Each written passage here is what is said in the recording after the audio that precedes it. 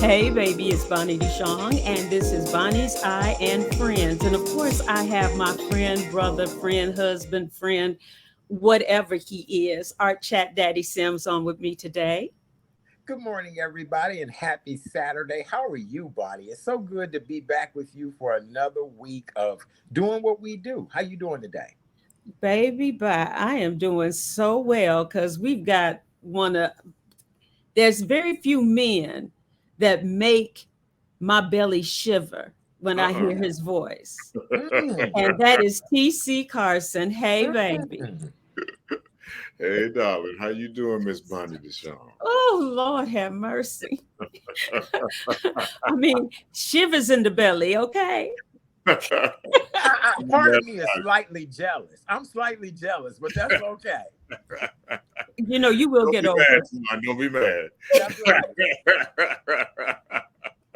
GC, thank you so much for coming on with Chat and I today. I'm really, really excited about this because I have seen you on television and everything, film, but I've never met you in person.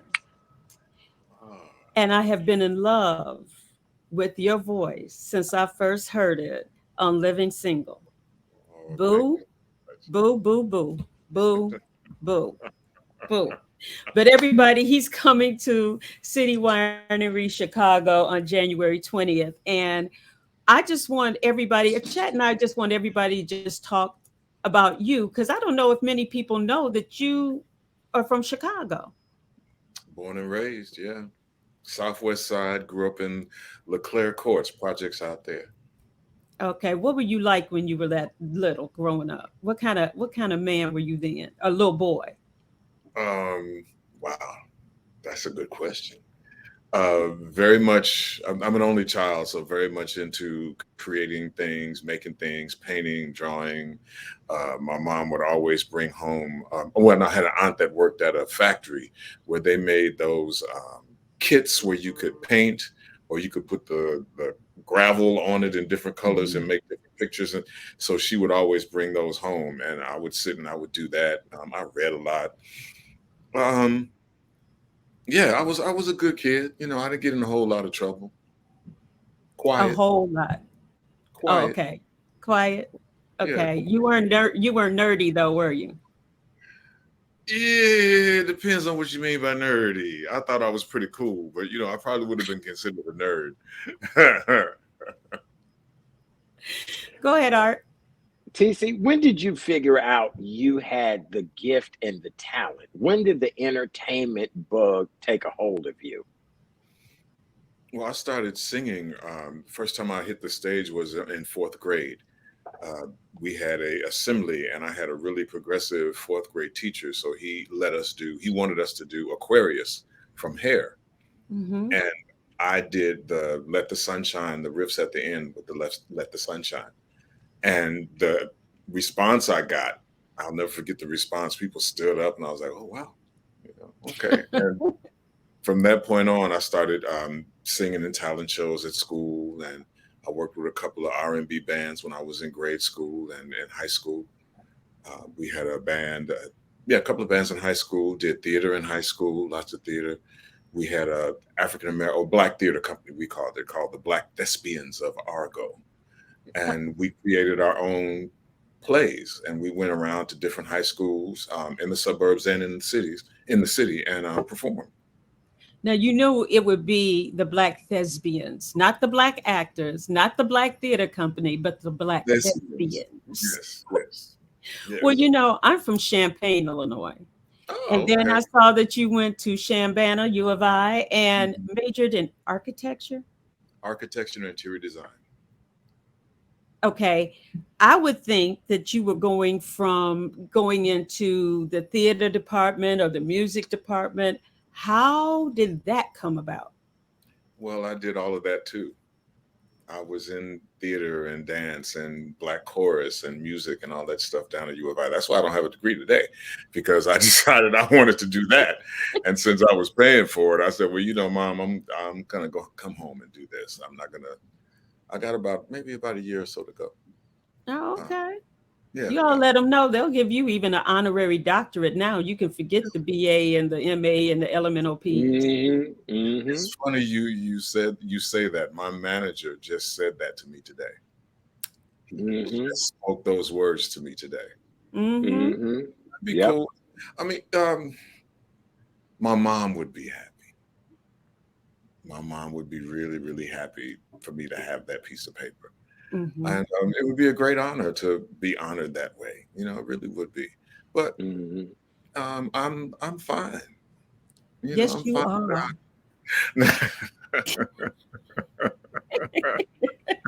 I'm sorry. I haven't fangirled out on anybody in a very, very long time. Take a chat because, you know, I got to fan myself. I see, because I'm almost gonna leave this in a minute, because one of you all gonna need a cigarette. I'm just gonna put it to you like that. TC, I do want to go back to some of your fondest days here in Chicago, when we used to have places like Sweet Georgia Brown. We used to have Deschongs, places like that. What, you know, with you coming back home to perform at City Winery, if we had to go back in time, I could see you an evening at Deschongs. What are some of your fond memories of Chicago back in the day? Well, there was a club on the north side called the Jazz Bulls. Yep. And the Jazz Bulls was in the basement of this apartment building. And there were cave paintings on the wall. It looked like you were in a cave. And I had some of the best times in that little club. My friends would come and we'd post up and we'd have such a good time. And so I miss that little spot, just because the people were really nice. In fact, I have a piece of jewelry that one of the ladies in the kitchen gave me. And I'd come to work one day and she said, I want to give you something. I said, well, what? You know, little old lady. And she brought this piece of silver jewelry with a big piece of tiger's eye in the middle. And she said, well, I see you wear a lot of jewelry, and somebody gave me this and I really love it, but I don't wear it. It doesn't look good on me. And I think it would look great on you. And every time I put it on, I think about her. Oh, you know, the Bulls was great because any night, especially if there was any entertainers in town, musicians, they would always go in after their show and they would be right on that stage. And I can just imagine you being on that stage with them. It was wonderful. It was really, really a great learning place for me, a great workout place for me. When you come home to Chicago, like you're going to be here January 20th, where is the first place you go to eat, or what do you want to eat? So, all right. So there's a couple of things I got to get when I come to Chicago. I got to get Chinese food because it's Cantonese food. It's not Szechuan. It's Cantonese, and it's a different taste. And that's what I grew up with. And you can't find Cantonese food everywhere. You know, you find, yeah, you can't. And the first time I got egg foo young in California, it looked like an omelet. Egg foo young is not supposed to look like an omelet. Yeah. So I get Chinese food. I had gone to Harold's, but Harold's has kind of changed. It's changed. Yep, since the big chicken car has been put away and the old Harold's owner has gone his way, it has changed. It's changed, yeah. So I had to take that off my list. Used to be White Castle hamburgers. Yeah. So, but I have to I may get one or two just to get that taste, you know. My body goes, no, you don't know. You just don't have to go on stage right after you eat it. No, you can't do that. What else? Anything else? Oh, Garrett's popcorn. Of course. Of course. Yeah. Gotta get that Chicago mix. To this day, you know, that's my treat. And is to get, and I try to get a small bag and I try to make home with it, but it never makes it home. No, not a small bag. You got to get at least a medium. Yes. Yeah. Small will make you mad. Yeah, that's true. That is true. Chat? Well, with you coming back home and we're anticipating this show, I was at your last show and you just knocked it out the ballpark, brother. You gave so much energy and just so much love to the audience. What are we to expect this coming Friday at the show? I'm excited to see what you have in store for us, but could you give us a little bit about what we're going to be in store for? Well, you're going to hear some of the things you heard last time, but I always like to put new music in, especially when I'm coming back someplace. I Mhm. like to put some new tunes in so people that have come to see me the first time, it's not the exact same show for them. They always get to hear a little something new every time they come and see me. So that'll keep them coming back. And for me, it keeps the show new for me. It keeps the performance new for me. I never want to get to the point where I'm doing something by rote. It's like you do it this way every time, every time, every time, every time. In fact, Mhm.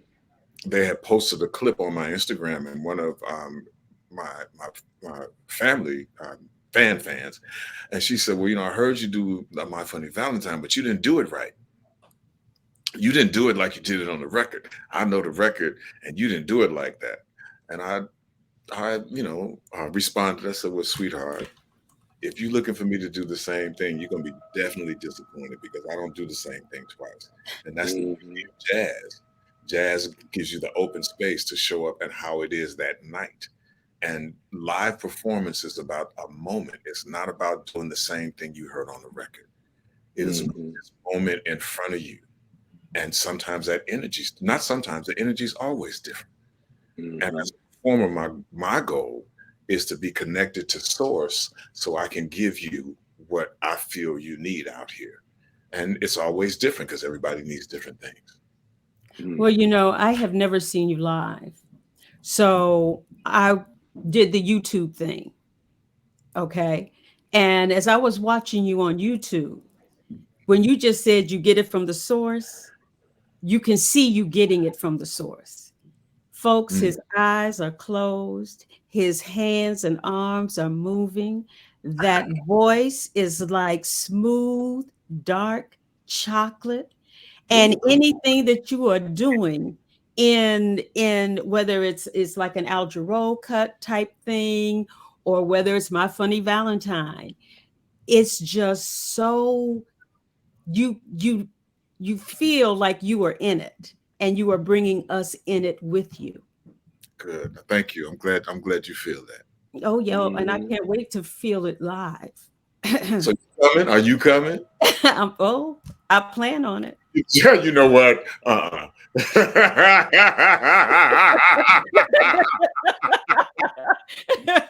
I'll be right back. I'm gonna leave. I'm gonna leave you two. I'm gonna leave you two alone. How about that? How about that? Yeah. How about that? Y'all a little too nasty Mr. for me. Sean, I'm Mr. leaving. Now, Sean. see, All wait a right. minute. Wait a minute. Y'all went that way. See, I wasn't even going that way. I was going the Mhm. other way. But no, Okay. both of y'all went the other way. For those of us listening, it sure sounded like it went the way TC and I was thinking. I'm just gonna put it out there. TC, have Anyway, you ever been on Broadway? off Broadway, not on Broadway, but off Broadway. Yeah, Is that one of the things that you want to do? I would love Or, to do Broadway, but I don't want to do something somebody else has already done. oh, I want to Mhm. originate a role, and I think we get stuck as African American performers when we have to perform for.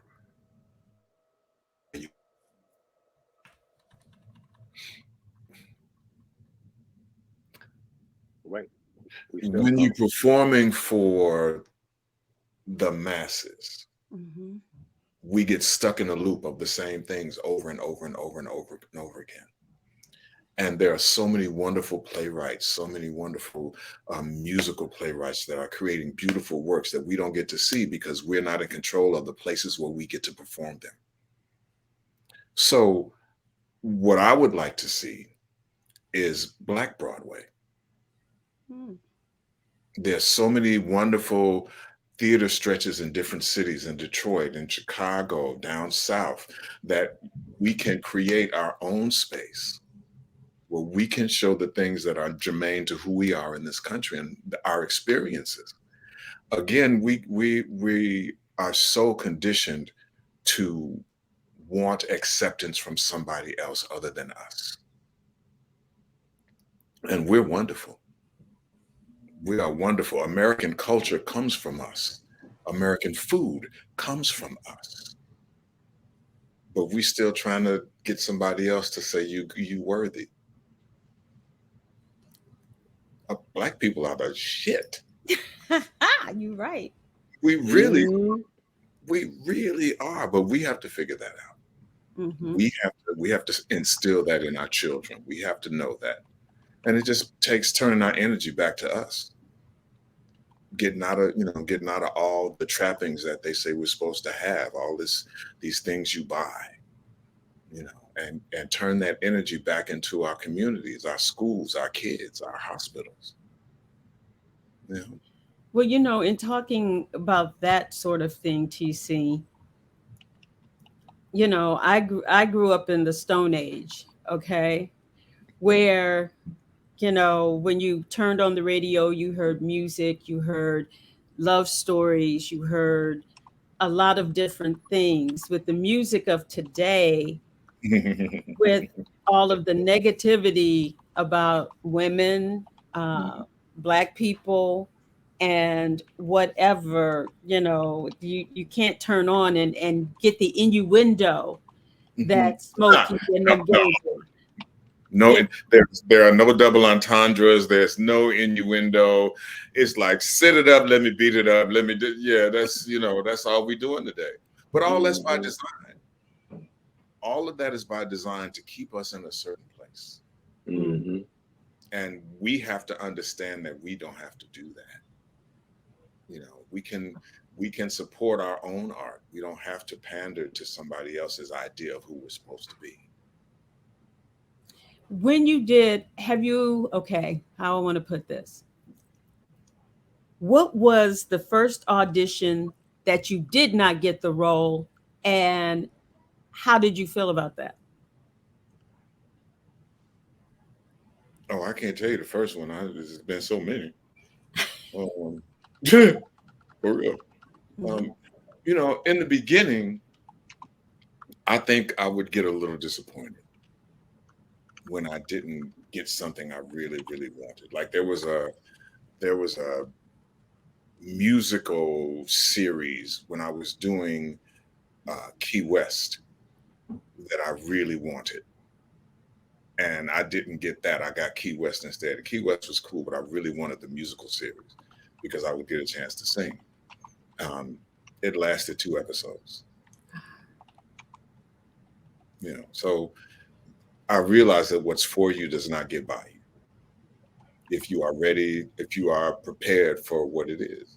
Mhm. And so if it's not my job, then if I don't get the job, then it wasn't my job. It was somebody else's job. And maybe a friend of mine got the job. Mhm. I don't really look at it as I just go, okay, that's one, that next. Because if you don't audition, if you don't go out and get yourself in front of these people, you'll never get the jobs. So, and part of getting the jobs is being told, no, you don't have the job. Mhm. Chat. I couldn't agree more. What he said really makes a lot of good sense. For us, there's always a struggle. There's always, you've got to stay on top of your game. And then when you are on top of your game, you've got to even step it up even more. So what he said really does make good sense. TC, before we wrap this interview up, I want to find out for you what's next. I know you've been doing a lot of touring with your wonderful show that you do, but I see other things for you. I follow you on social media. We just need you back. Matter of fact, I have a Caucasian colleague who, when I told her that I knew you and that you were coming to town, she damn near passed out. I couldn't believe it because she grew up in the era of living single, and she was like, what?" So she'll be there that night of the show, but she was like, oh my God, where will we see him next? And that's my question. What's coming up for you next? Well, I just found out today that I've been nominated for an Image Award for Outstanding Supporting Actor in a drama series or a drama TV movie. And also the film has A Wesley Christmas has been nominated as well. And Bree West has been nominated for her writing on A Wesley Christmas. Awesome. So I'm really excited about that. This will be my third time being nominated. So, maybe third time's a charm. But I'm just excited to know that my people, my community see me. Mm-hmm. If I don't have to get the award, it'd be great. Don't get me wrong. It's great. Yeah, but the fact that I'm being recognized, the fact that they go, no, we see you, we see what you're doing, because that's why I do it. I want my art, I want my craft to mean something in my community. I wanted to help push the needle forward. I wanted to be positive. I wanted to inspire people to be better people, to be better to each other. So to have that nomination is really great. So that's coming up. We're working on a television show, a late night cooking talk show called Uncle G Daddy's Kitchen. Oh, Lord. And it'll be curated for people of color, Black and brown people.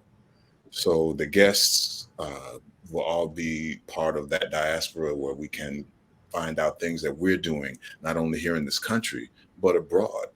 I just found out the other day, there was a little 13-year-old boy who has been doing coding for Microsoft and other computer companies since he was 13.